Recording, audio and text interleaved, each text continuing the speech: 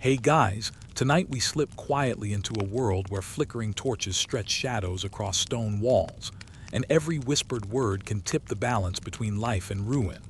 You are standing in the velvet shadows of Tudor England's royal court, the air thick with perfume, smoke, and the faint tang of candle wax. Servants scuttle past in silence, and you notice how everyone lowers their eyes when a noble strides by.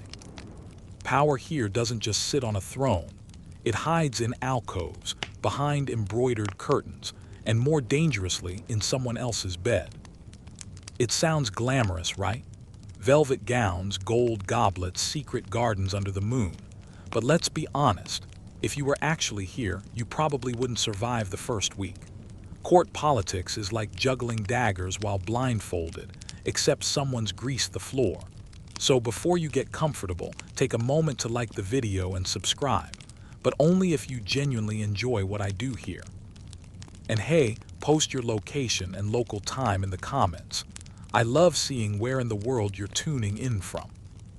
Now dim the lights, maybe turn on a fan for that soft background hum, and let's ease into tonight's journey together. The court seems dazzling, but the truth is that much of its history was written in silences, stories erased, names blurred, women remembered only through whispers of scandal.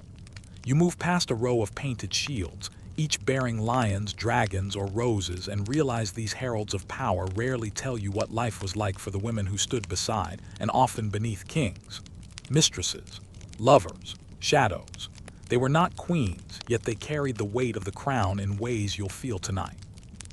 One thing you notice immediately, being a royal mistress was never just about desire.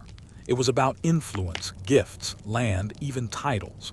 You see, in Tudor England, everything was currency: your family name, your beauty, your silence.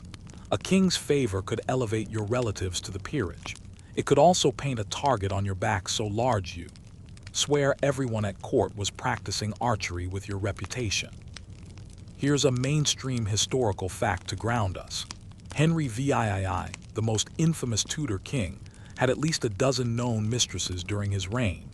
Not all their names survived, but the ripple of their presence shaped politics, religion, and even England's break with Rome.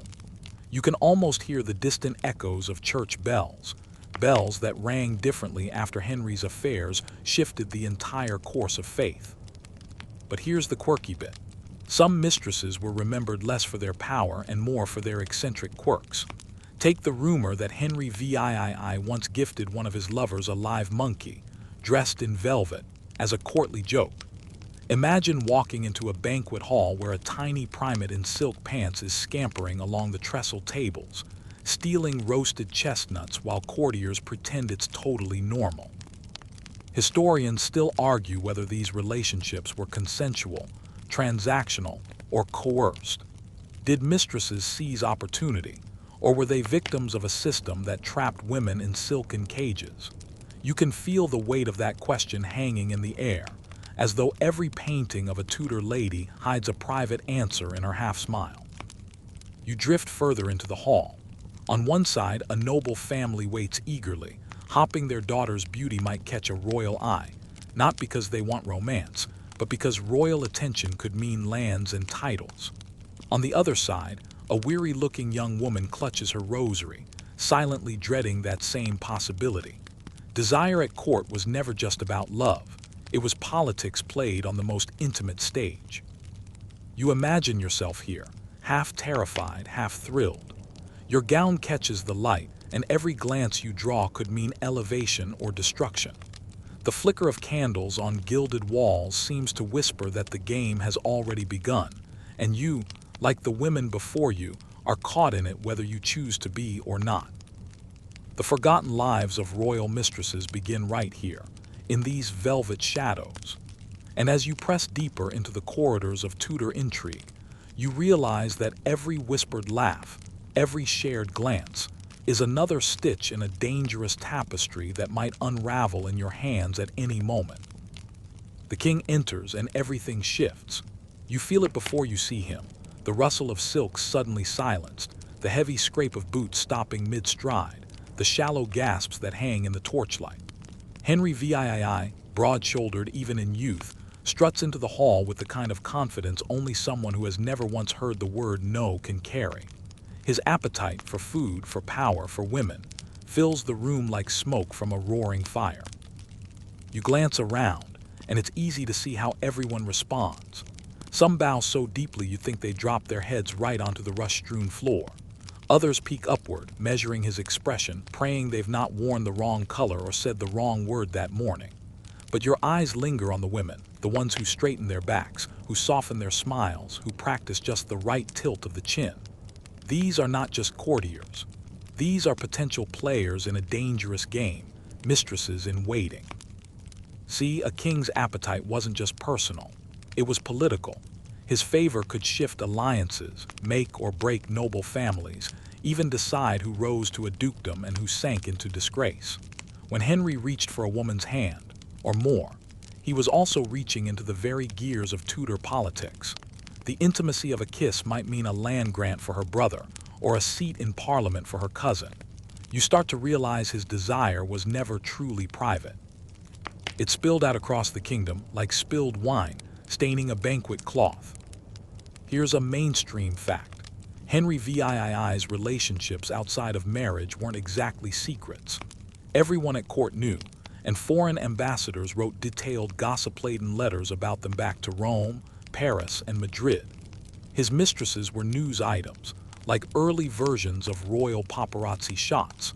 Imagine waking up to find that your private fling is tomorrow's headline in a Venetian dispatch.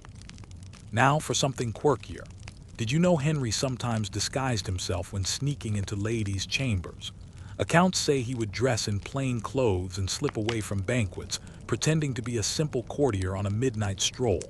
Of course, he was terrible at disguises. You can picture it. A 6-foot-tall red-haired monarch, broad as an ox, lumbering down the corridor with a hood half covering his face, subtle as a cannon in a churchyard. Everyone knew exactly who he was, but they politely pretended otherwise. Still, historians argue whether the king's mistresses truly enjoyed their influence or if they were pawns, coerced by ambition and family pressure. Was being chosen by the king an honor or a burden? You imagine both, the thrill of royal attention crashing against the dread of public scorn. It's like winning the lottery, only to discover your prize is also a leash. You notice the way courtiers maneuver. Families practically shove daughters into the king's path, eyes gleaming with hopes of elevation. Yet whispers travel just as quickly. A mistress may shine brightly for a year, perhaps two, before being abandoned like yesterday's mask. And when that happened, she could be tossed aside with nothing but a tarnished reputation to keep her company. The higher the rise, the sharper the fall. For a moment you try to picture yourself in their shoes. A glance from Henry, a gift of pearls, perhaps a horse or a manor house, temptations piled high like sugared marchpane at a feast. Could you refuse? Could anyone? And even if you said no, would it matter? The king's desire wasn't a question. It was a command dressed up in compliments. The hall grows louder as servants bring in platters of roasted meats, but you can't help noticing how the women near the dais lean closer, their laughter a little too bright. They know what's at stake. To be noticed could mean everything. To be forgotten could mean ruin. And so the king's appetite for love, for power, for affirmation ripples outward, pulling everyone in its wake. By the time the torches gutter low, you realize the truth. The forgotten lives of Tudor mistresses were never forgotten in their own moment. They were the beating heart of the gossip, the currency of alliances, the fragile center of royal desire. The tragedy is that their names would fade, leaving behind only scraps, rumors, letters, and a trail of illegitimate children who never quite fit the family portraits. And so, in the soft silence after the banquet, when the king slips away toward yet another private chamber, you know you've witnessed more than a feast. You've witnessed the machinery of power, driven by an appetite too large to stay hidden. The court may dazzle with its gold-threaded tapestries and perfumed halls, but if you follow the trail beyond the glittering dais, you stumble into a different story, one that begins in the rough streets, smoky taverns and drafty manors scattered across England. Some of the women who would one day find themselves wrapped in royal embrace began life nowhere near the velvet cushions of the throne room. They started with little more than a sharp wit, a clever smile, and perhaps a family desperate enough to gamble everything on their beauty.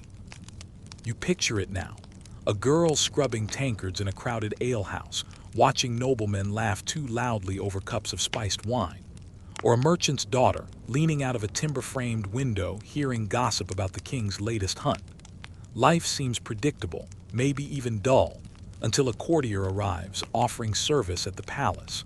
The road from tavern to throne room is paved with ambition, and once you step on it, there's no turning back. Mainstream fact time. Some of Henry VII's mistresses were indeed drawn from families of modest standing. Elizabeth Blount, known as Bessie, wasn't from a high-ranking noble line. She was the daughter of a knight, not poor by any means, but nowhere near royalty.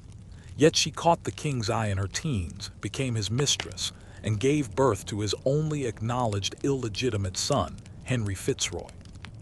Her sudden rise shows how even a girl of relatively ordinary beginnings could alter the line of succession, at least for a while. But here, the quirky tidbit that makes you smile. One lesser-remembered mistress, Jane Poppincourt, wasn't even English. She came from France, where she had been a tutor to Henry's sisters. Court gossip claimed she entertained both the king and his close companions. The French ambassador once wrote about her with mockery, calling her a wanton baggage. And yet, she lived comfortably for years, earning gifts and a reputation as someone too bold for the shadows. Imagine her laughter, echoing through the palace corridors, cutting against the stiffness of English formality. Still, historians debate whether these women were true agents of their fate or merely swept up in the tide of royal whim. Did they maneuver cleverly, using charm as their weapon, or were they pawns in a game scripted by ambitious fathers and scheming uncles? You feel the tension in that question, like a lute string stretched to breaking. Maybe the answer lies somewhere in between. As you move through the corridors in your mind, you notice how the court looks at these women once they've been chosen. Some smile sweetly, hopping to bask in the reflected glow of royal attention. Others sneer, whispering about low-born husses who had no right to climb so high. Every smirk and every whisper tells you that class still mattered deeply, even in the king's bed.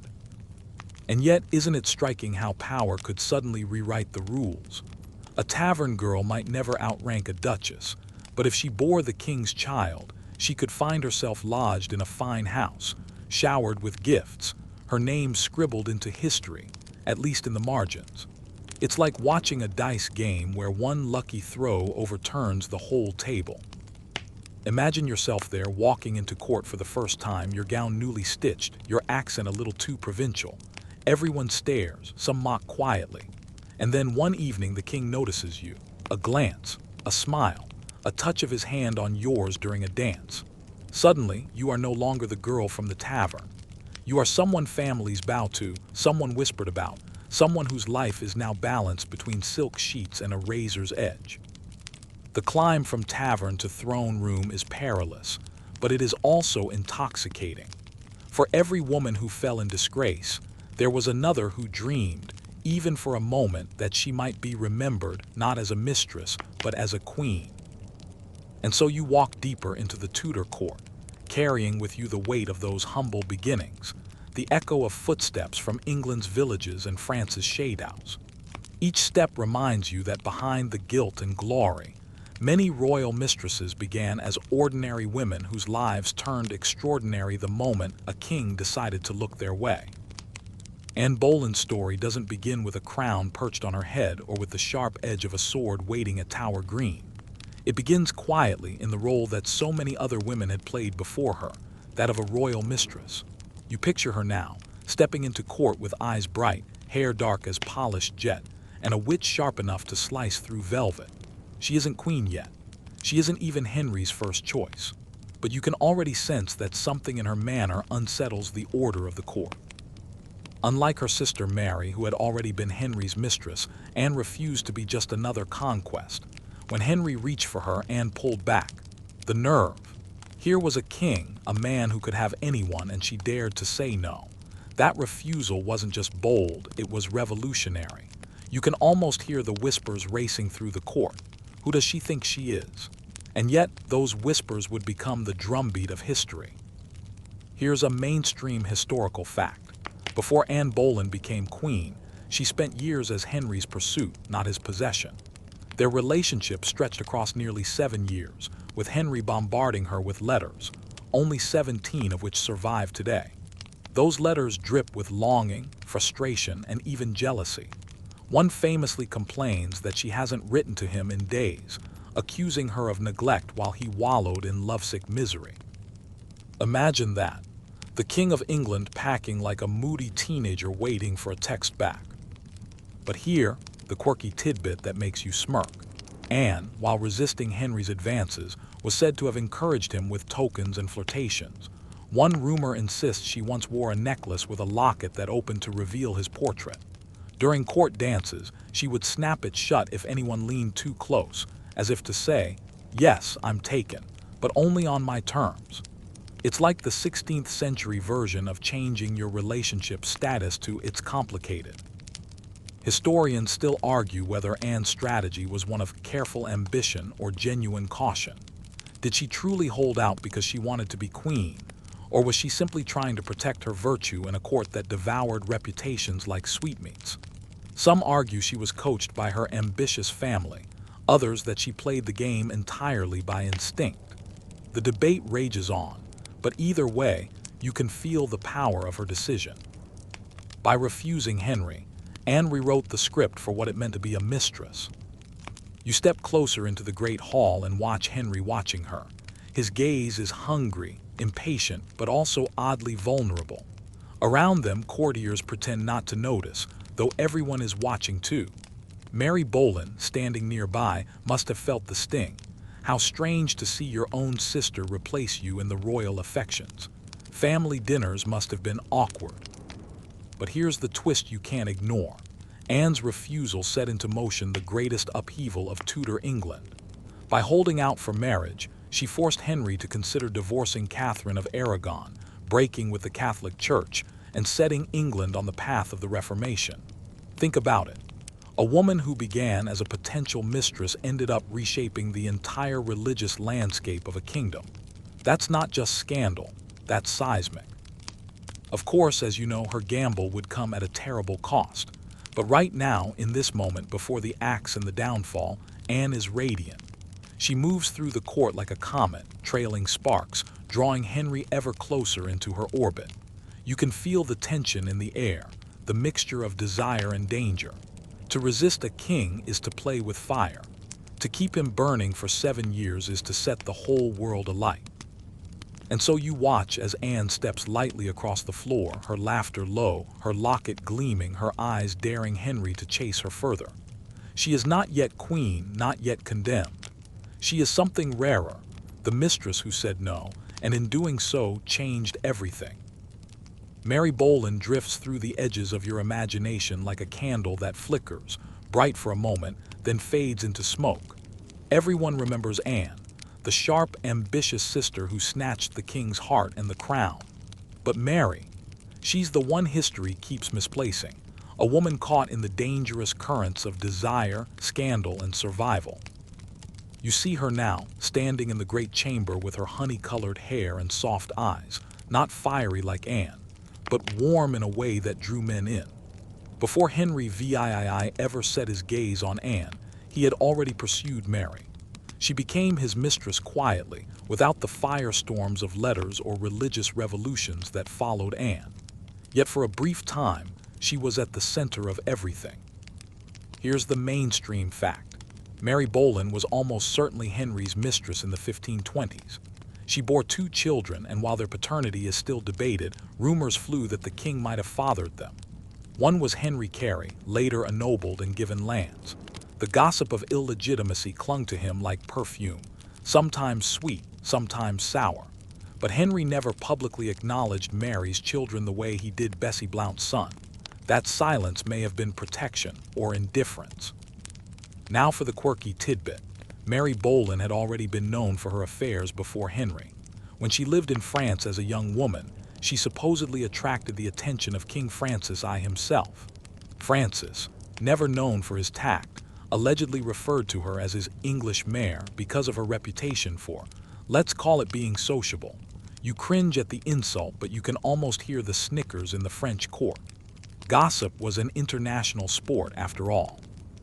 Historians still argue whether Mary was a victim of family scheming or simply a young woman who followed her desires. Was she pushed toward kings to benefit the ambitious Boleyn clan, or was she caught up in her own pursuit of love and excitement? The truth is blurred, and that blur is part of her tragedy. Unlike Anne, Mary left behind no fiery letters, no dramatic speeches, no evidence of master plans. She was remembered mostly by what men said about her. You imagine her walking through the palace corridors, aware of the whispers that followed her. At first, she might have enjoyed the gifts, the silks, the dances. But once Henry's interest cooled, and it always cooled, what was left? A young woman with a reputation stained and a future uncertain. Court life could be glittering, but it was also merciless. For Mary, once the king's laughter moved on, she was yesterday's song. And yet she didn't vanish completely. After Anne's meteoric rise, Mary reappeared, but in ways that baffled her family. While Anne reached for the crown, Mary shocked everyone by marrying for love, a man named William Stafford, far below her station. It was a bold move, maybe foolish, maybe freeing. She was cast out of court for it, her ties to the Boleyn power machine severed. But in that exile, perhaps she found peace. Imagine her walking barefoot through her modest country home. No courtiers watching, no king demanding. Just a woman who finally got to choose. It's easy to forget her in the shadow of Anne's dazzling, tragic story. Yet Mary's life tells you something important about Tudor mistresses. Not all of them became cautionary tales of ambition. Some chose quieter paths. Some vanished from history because, unlike Anne, they didn't set kingdoms ablaze. They simply survived. You lean against the carved wooden paneling of your mind's hall and feel a pang of sympathy. Mary Boleyn's story may be half hidden, but it lingers. She reminds you that for every mistress who shook the crown, there were others who simply wanted to live, loved, forgotten, or both. The palace grows quiet now, the torches guttering low, but in a chamber lined with velvet hangings and painted saints, a softer drama unfolds. You slip closer and catch the faint scratch of a quill. A man, no less than a king, leans over parchment, scrawling words that will never appear in state papers or proclamations. These are love letters, intimate fragments meant only for the eyes of his mistress. It's strange, isn't it? You've seen Henry VIII roaring in the tilt yard, smashing lances, demanding obedience from nobles and bishops alike. Yet here, he's transformed into a man of ink-stained fingers, begging for a woman's affection. His handwriting tumbles across the page in hurried loops, at once regal and desperate. Here's the mainstream fact. 17 of Henry's love letters to Anne Boleyn still survive, preserved in the Vatican Library. How they ended up there remains one of history's little mysteries. Were they stolen, copied, or smuggled out for political leverage? We'll never know. But those letters reveal a side of Henry rarely glimpsed in chronicles, vulnerable, jealous, even insecure.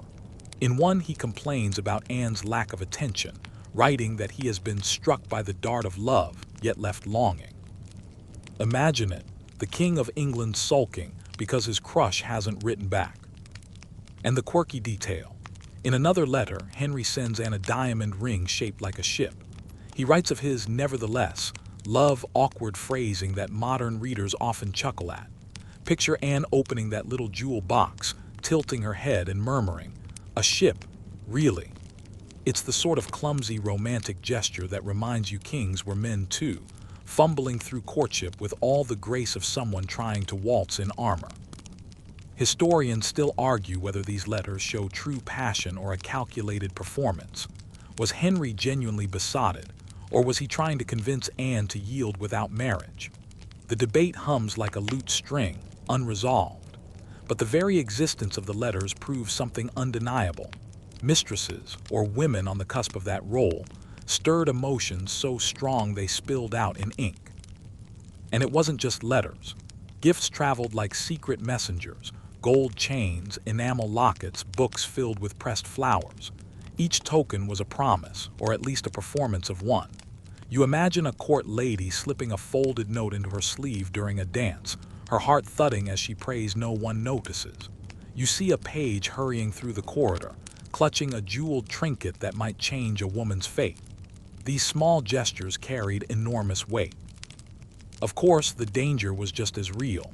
A misplaced letter could mean scandal. A too obvious gift could spark a queen's rage. That's why many of these exchanges happened under cover of masquerades, hunting trips, or so-called progresses, where the court moved through the countryside. Behind the feasts and pageants, love notes and whispered promises stitched a hidden web of power. You lean closer still, hearing the faint crinkle of parchment as Anne, or another mistress, unfolds Henry's words by candlelight. Her eyes flick over the lines, weighing not just affection but opportunity. For in every flourish of ink there is more than longing. There is land, there are titles, there is the possibility of a crown. And then, when the candle gutters out, she tucks the letter into her bodice, heart racing. Tomorrow, the same words might thrill her or condemn her. In the Tudor court, love was never private. Even in its most intimate form, it was a performance staged in secret, waiting to be discovered. So when you picture mistresses, don't just see them on gilded chairs or in silk-sheeted chambers. Picture them at wooden tables in dim light, unfolding letters with trembling hands, knowing each word was both a promise and a threat. Those forgotten scraps of ink, tucked away in the Vatican, are the closest we'll ever come to hearing their voices echo back through time. You move deeper into the palace corridors, and suddenly the air grows heavier, as though every tapestry is leaning in to listen. Whispers swirl not about dances or jewels this time, but about secrets, dangerous political secrets carried not by courtiers in velvet caps, but by women in embroidered gowns. Mistresses, it turns out, weren't always just lovers. Sometimes they were spies. Imagine it. The king is lulled into trust by soft words in the candlelight. He speaks more freely than he would at council, revealing doubts, ambitions, maybe even state plans. His mistress, head on his chest, hears every syllable. And by morning, that knowledge could be in the hands of an enemy. A pillow in Tudor England could be as perilous as a battlefield. Here's the mainstream fact. The Tudor court was crawling with foreign ambassadors, Spanish, French, Venetian, each desperate for scraps of gossip. They knew the king's mistresses were prime sources. Letters from ambassadors are peppered with notes like, "The lady he favors tells him," or "His mistress whispers of France." Some of these women, willingly or not, became pipelines of information to rival powers. Now the quirky tidbit.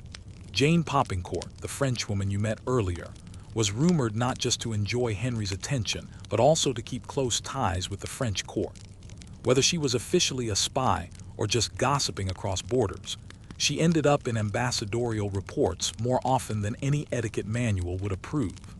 Picture her laughing with a French envoy in a palace gallery, dropping a casual hint about the king's mood that would travel all the way to Paris by the week's end. Historians still argue whether mistresses knowingly engaged in espionage, or whether diplomats simply exploited rumor. Were they players in the great game, or pawns shuffled between crowns? That debate lingers, but you can feel how the possibility alone made every tryst a potential liability. You watch the Queen's ladies-in-waiting, eyes sharp as falcons, listening for signs that the king's latest favorite might be saying more than sweet nothings. You notice ambassadors scribbling furiously, their quills scratching faster whenever a mistress entered the room. Imagine the paranoia. Every smile might conceal betrayal, every laugh might carry a message meant for foreign ears. And it wasn't just kings who could be compromised. Mistresses themselves were vulnerable. Secrets could be stolen from them as easily as a ring slipped from a sleeping hand. A rival could bribe a servant, intercept a letter, or simply corner a woman in the gardens with a well-placed question. In a world where a single whispered phrase could shift alliances, the stakes were terrifyingly high. Think about lying in bed as a mistress, knowing the man beside you isn't just a lover, he's the ruler of England.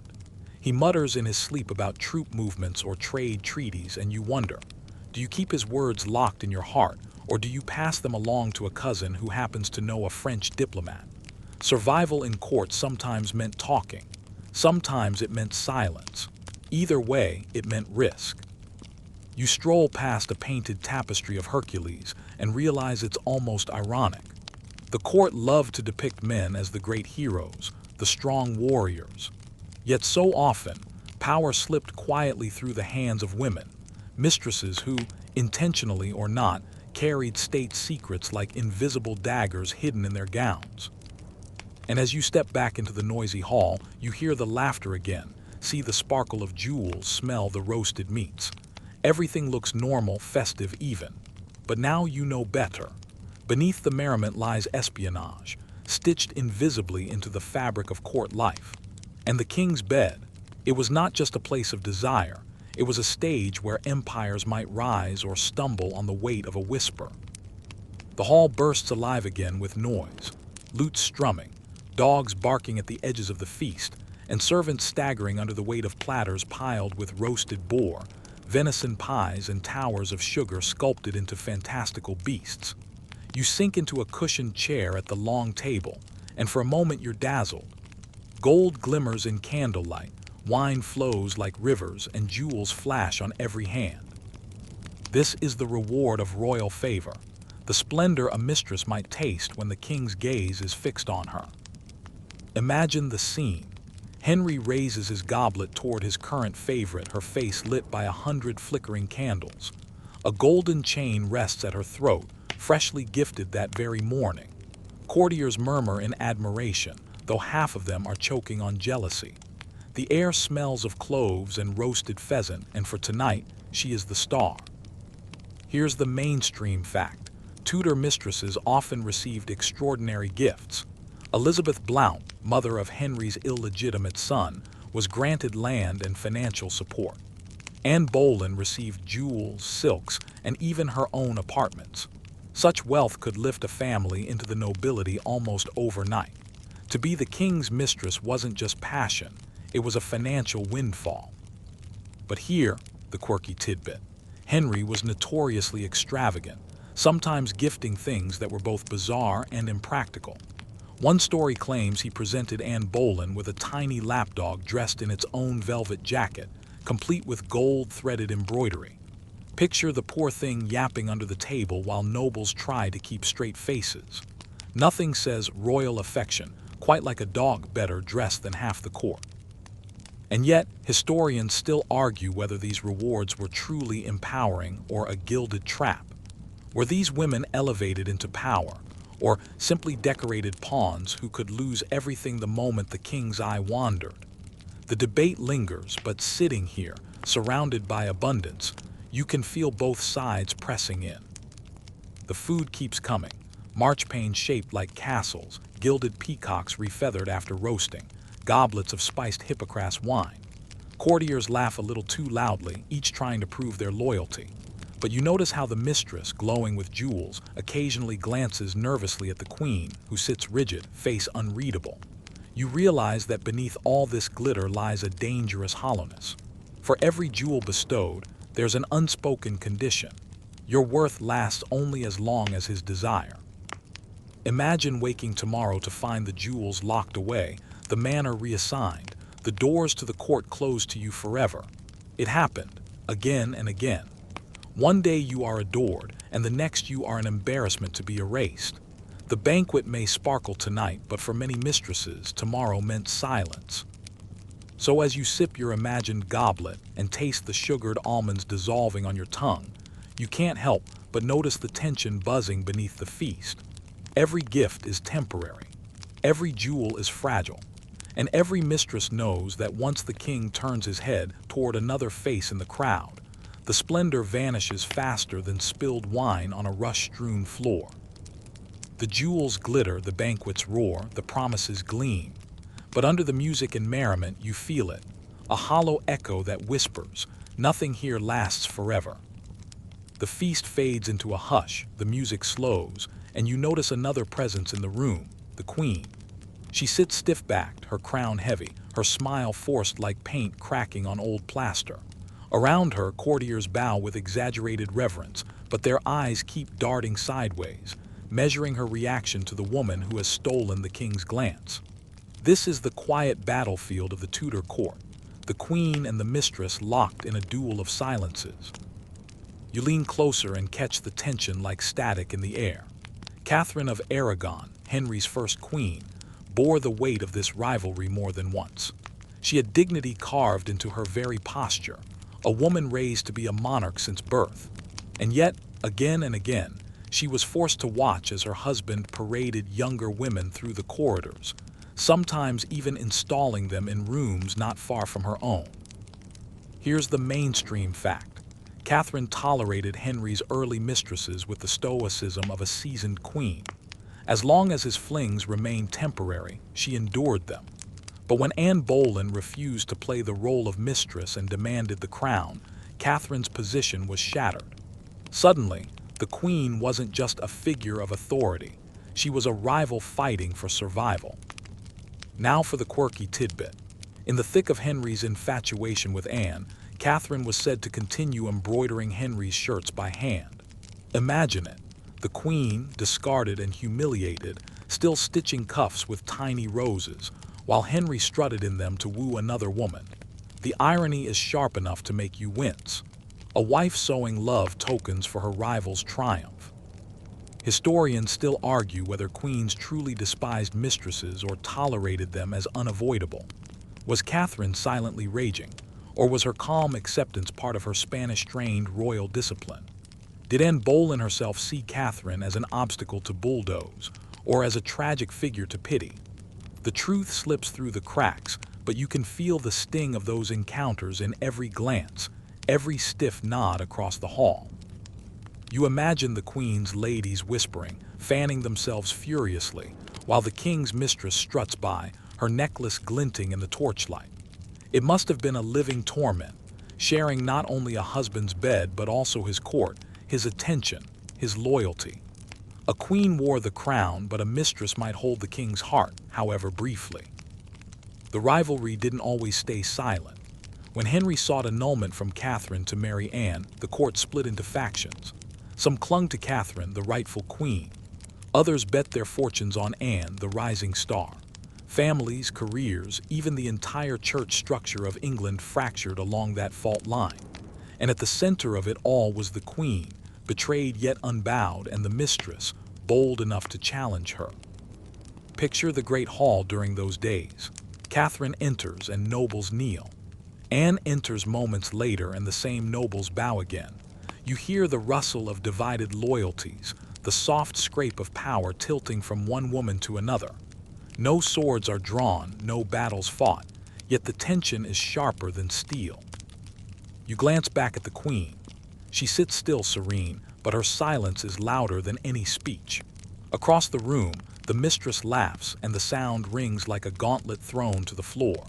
Two women, bound by one man, reshaping a kingdom in their rivalry. And you realize that the history of Tudor England wasn't only written in parliaments and battlefields. It was written in these quiet wars between wives and their shadows. The laughter in the hall drifts away, and the candle smoke curls upward into the dark rafters. You step outside into the chill night air, the courtly noise muffled behind heavy doors. Out here, the world feels sharper, colder, and you start to wonder what happens to these women after the music ends. If the mistress rises high, she risks tumbling even higher when the king grows bored. The fall is sudden, brutal, and rarely cushioned. You picture a woman waking in her fine bedchamber to find her door guarded, her servants dismissed, her jewels quietly reclaimed by royal officials. Yesterday she sparkled, today she is nothing.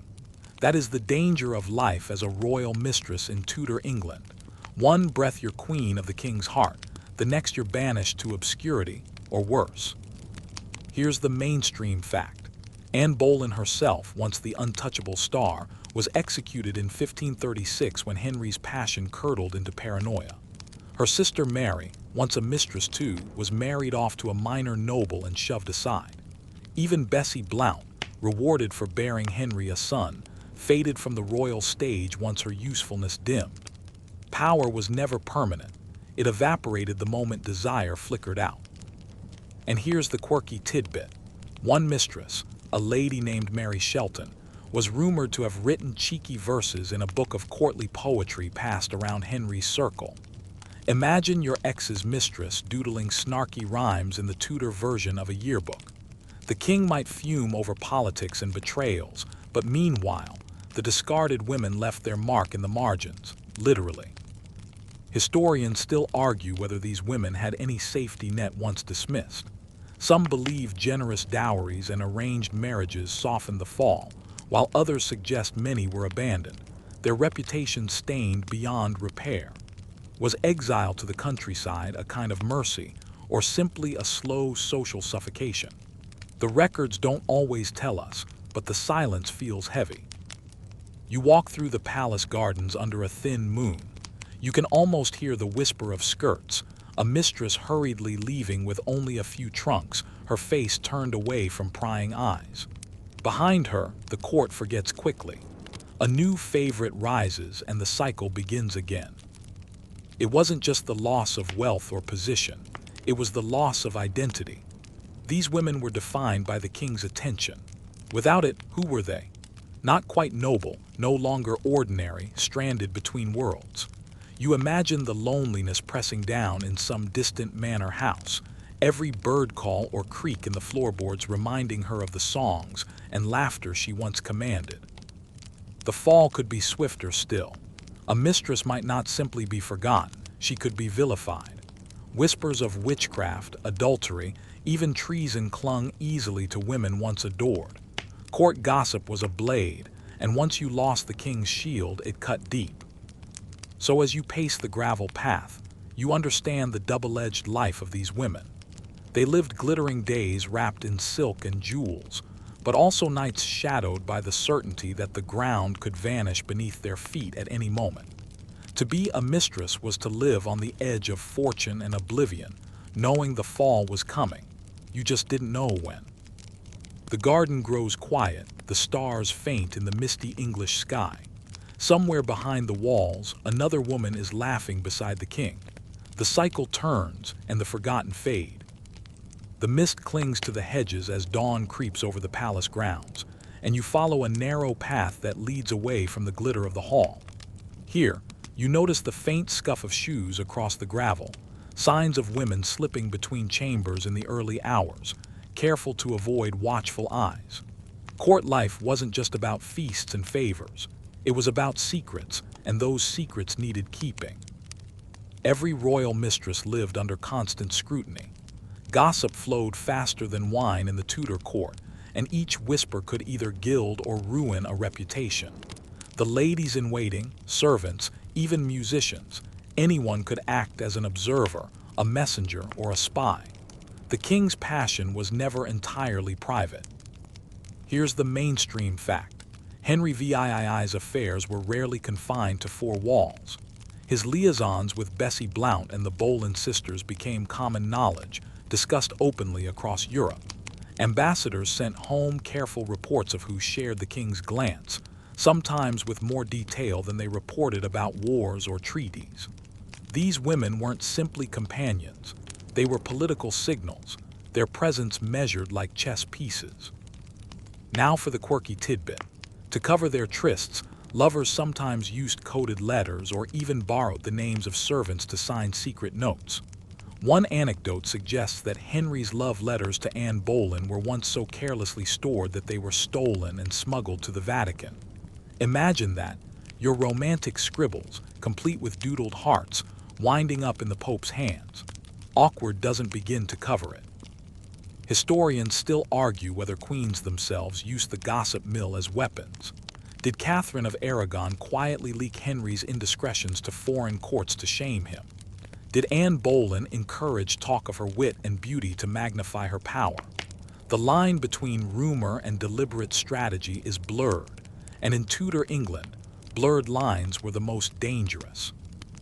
You stroll into a shadowed gallery, the tapestries mooting every step. This is the realm where whispers turn to daggers. A mistress who flaunted her closeness to the king too boldly might spark jealousy not only from the queen but from rivals among the nobility. A careless joke, a smug smile, it could all be ammunition for enemies who were more than happy to exaggerate or invent scandal.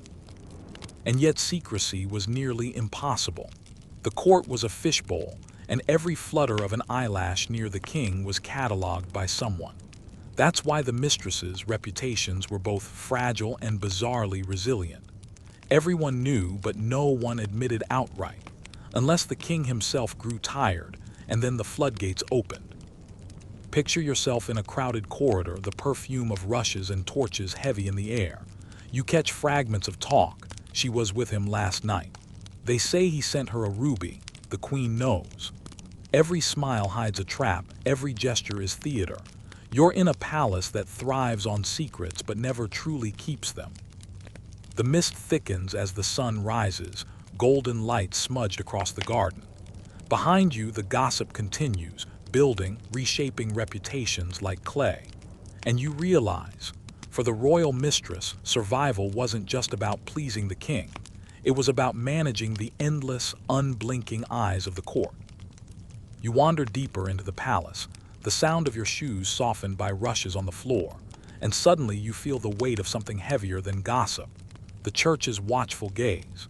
In Tudor England, being the king's mistress wasn't simply scandalous. It was a moral thunderstorm waiting to strike. Every touch, every smile, every late-night meeting rubbed against the teachings of the church, which loomed over daily life like an all-seeing judge. Here's the mainstream fact. Before Henry VIII broke from Rome, the Catholic Church strongly condemned adultery and fornication, yet priests often turned a blind eye when kings were involved. Monarchs were, in theory, God's anointed rulers, but that didn't erase the whispers of sin. Foreign ambassadors sometimes mocked Henry for parading mistresses so openly, while local priests might mutter fire and brimstone sermons that thinly veiled criticism of the king's conduct. Now for the quirky tidbit. Believe it or not, one cleric supposedly preached that England's poor harvests were God's punishment for the king's adulteries. Imagine being blamed for ruining the nation's wheat supply just because you caught Henry's wandering eye. The mistress herself might never step foot in a pulpit, but she could still be branded a national villain simply for existing. Historians still argue whether religion truly constrained Henry's behavior, or whether the church simply adapted to his will. Did bishops condemn his mistresses, or did they quietly accept them as part of royal privilege? Was the later break with Rome in part fueled by moral tensions, or purely political necessity? The truth may be tangled in both. You walk into the palace chapel, its stained glass casting colored light across the stone floor. Imagine kneeling here, praying beside the queen, knowing half the congregation is aware you shared the king's bed the night before. Your hands clasp in prayer, but your heart pounds in dread. Do you whisper for forgiveness or for protection? The mistress's dilemma was sharp. To be favored by the king was to risk eternal damnation, or so the church said. Yet the crown could silence confessions, erase sins, and build chapels with the same gold that bought gowns. The contradiction was glaring, and every woman who entered the king's orbit had to balance her soul against her survival. And here's the cruel irony. When Henry wanted to marry Anne Boleyn, he invoked religious arguments to justify it, claiming his marriage to Catherine was cursed in God's eyes. Religion was both weapon and shield, twisted to serve royal desire. For the mistress elevated to wife like Anne, piety could be painted as destiny, until it wasn't, and then the same scriptures could condemn her as a Jezebel.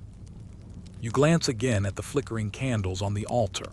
Shadows stretch along the walls, and you hear faint echoes of choir boys rehearsing. For the mistresses, each note of sacred music must have been a reminder that no earthly silk or sapphire could silence the deeper question.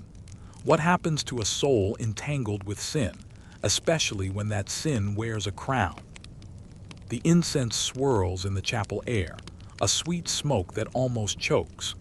And as you step back out into the daylight, you realize that these women didn't just wrestle with politics and gossip, they wrestled with heaven and hell themselves.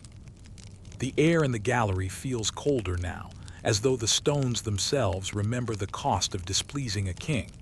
You run your hand along the wall and imagine what it meant to fall from his favor.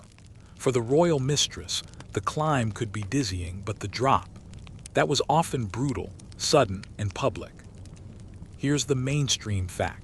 Henry VIII had little trouble discarding women once they no longer served his desires. Elizabeth Bessie Blount, after bearing him an illegitimate son, was quietly married off to a loyal courtier and moved far from the center of power. Others, like Mary Boleyn, slipped into obscurity after their moment of glitter passed. Some were given pensions or arranged marriages. Others were simply left to fend for themselves. Now for the quirky tidbit. There's a story of one mistress who supposedly received a set of tapestries as a parting gift. Grand, expensive, impossible to hide. And when she tried to hang them in her new home, villagers whispered she had the king's sins decorating her walls. Imagine trying to redecorate your parlor while everyone in town winks at your curtains. Historians still argue whether dismissal was always humiliating or sometimes liberating. Did some women secretly welcome their return to relative privacy, tired of constant suspicion and pressure? Or did most feel discarded, like chess pawns swept from the board? Letters suggest both possibilities. Some ex-mistresses lived peacefully, others seemed to fade into bitterness. You picture yourself being escorted down the palace steps with your belongings, eyes of courtiers following like vultures. Yesterday, you sparkled in silk beside the king. Today, you're clutching a chest of clothes while servants whisper. A nod from the king is all it takes to end a chapter of your life. But danger wasn't always confined to gossip. Falling from favor could mean accusations of loose morals, treason, even witchcraft. Think of Anne Boleyn, who wasn't merely dismissed but executed, her alleged sins exaggerated into monstrous charges. While she had been queen, her trajectory still echoed the mistress's peril. Adored one moment, despised the next. And yet, survival stories linger. Some dismissed women remarried well, finding stability away from court. Mary Boleyn, despite her fall, lived quietly with her second husband, outliving both her famous sister and Henry's dangerous whims. Perhaps anonymity was its own reward. You move through a chamber where empty chairs line the walls, as if waiting for guests who will never return. Each chair could represent a woman once seated in glory, now absent, her name scribbled into a ledger of forgotten favorites. The silence here is thick with the memory of all who learned the hardest truth. In the Tudor court, love was less a bond and more a transaction with an expiration date. As the corridor darkens, you realize that for many mistresses, the most perilous moment wasn't the affair itself. It was the moment after, when the king's gaze moved on, and they were left to navigate the wreckage. You pause at the threshold of another chamber, this one filled with portraits, serious eyes staring from gilded frames, faces painted smooth and timeless. Yet for many royal mistresses, their faces were never immortalized, their names barely scribbled in records. It strikes you. Memory itself becomes a battlefield. Who gets remembered and who is left to vanish? Here's the mainstream fact. In Tudor England, official chronicles and ambassadorial reports often ignored mistresses unless they caused scandal or bore children. Courtiers preferred to write about queens, heirs, and wars, not the women who shared the king's bed. Even when they were mentioned, the language was veiled. A certain lady, a gentlewoman favored. Their stories dissolve between the lines, leaving modern historians scrambling to piece together fragments. And the quirky tidbit. Some genealogists today still argue whether particular noble families quietly descended from Henry's illegitimate children. There are whispers of lines traced through dusty parish records, secret cousins walking among us, unaware that their great-great-great somebody might have once stolen a kiss from a king. Imagine learning over tea that your family tree has a crown dangling off one branch. Historians still argue whether the erasure of these women was deliberate censorship or simply disinterest. Were mistresses erased to protect royal dignity, or were they never considered important enough to preserve? The truth may lie in the way power itself controlled the quill. Men wrote the histories, and they often chose not to inscribe women who embarrassed the throne. You linger before one portrait, a stern nobleman whose eyes seem to follow you. How many mistresses were shuffled into hasty marriages with such men, their royal connections whispered but not recorded? Their names may be lost, but their descendants lived on, carrying bloodlines no one dared publicly claim. And then there are the myths. Popular memory sometimes exaggerated mistresses into femme fatales, temptresses wielding unnatural power. Others were flattened into tragic figures, silenced women whose lives were swept aside. The reality was likely more complicated. They were people caught in storms bigger than themselves. You picture a diary, its ink fatting, tucked away in a chest that never survived the centuries. Perhaps it held the everyday truths of a mistress, the taste of roasted venison at supper, the sting of another woman's jealousy, the sound of the king's laughter one evening when he forgot his crown. Small, human things that history never bothered to keep. The forgotten lives of these women remind you of the palace itself, grand halls echoing with silence where once music roared. The stones remember, even if the scrolls do not. And as you step back from the portraits, you realize that forgetting was itself a kind of survival. To disappear into obscurity was often safer than to shine too brightly. But tonight, in this wandering, you've stirred their shadows back to life. The hall you enter now feels endless, candlelight flickering across high beams and echoing floors. You sense that this is the last stretch of your journey, where all the threads of forgotten lives gather and intertwine. The women who once slipped through royal chambers, whispered secrets in silk, and paid the price for catching a king's eye all seem to press in here, their voices murmuring like wind through rafters. Tonight, you've walked among them, tracing their hidden steps. Now it's time to dwell on what their stories mean, and how their echoes still shape the way we imagine power, love, and memory. The mainstream fact is simple. Tudor England's royal mistresses were not unique. Across Europe, monarchs kept lovers whose influence shaped politics, patronage, and reputations. France, Spain, and the Holy Roman Empire all had courts buzzing with unofficial partners to the powerful. Yet in England, because of the Tudors' obsession with legitimacy and heirs, these women stood in an even stranger spotlight, always important enough to stir rumor, but rarely official enough to have their names etched into gold.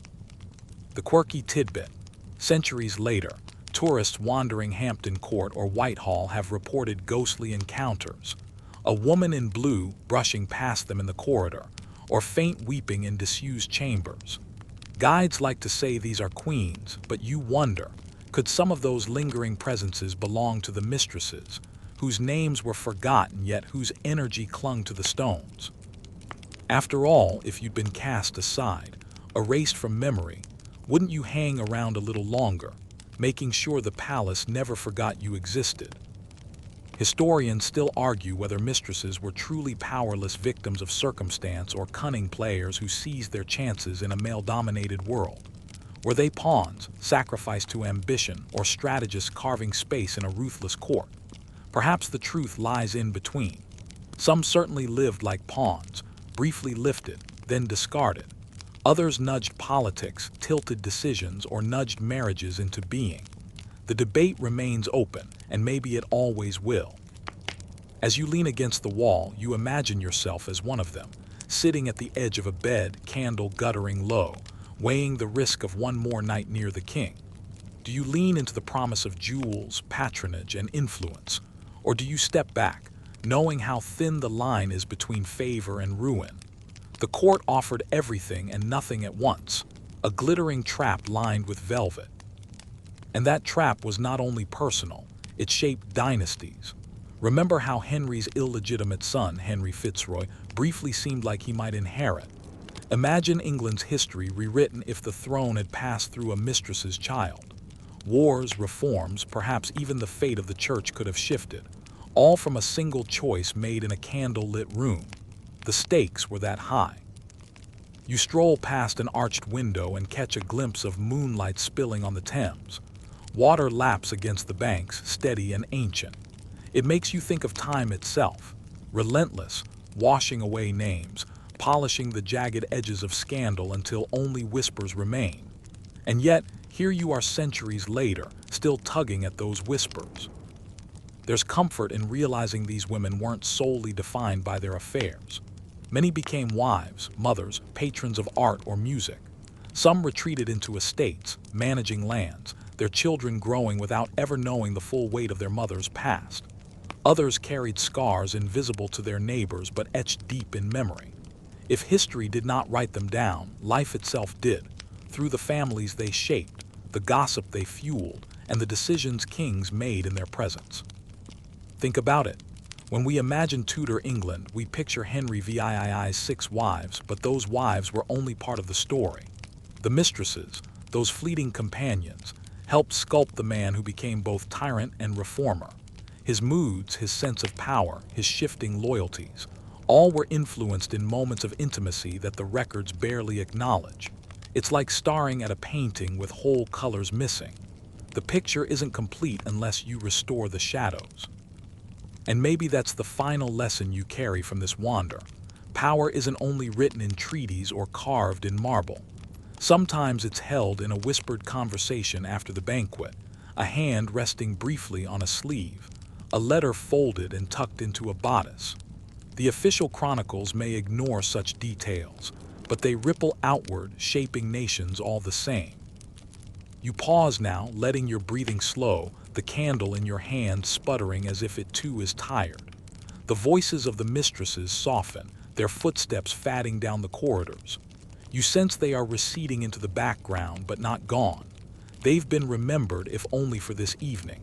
And perhaps in the quiet of night, remembering them is enough. So here we are at the end of tonight's wandering. The great halls behind you stretch into silence, their stones heavy with memory. You've walked alongside women who once laughed and whispered here, who danced in candlelight, who took risks that sometimes glittered and sometimes shattered. Their names may blur in history's margins, but tonight they felt close, close enough that you could almost hear the rustle of their gowns as they passed. The pace slows now. You let your shoulders drop, your jaw unclench. The drama of politics and the sharp edge of ambition fade, leaving only the rhythm of your own breath.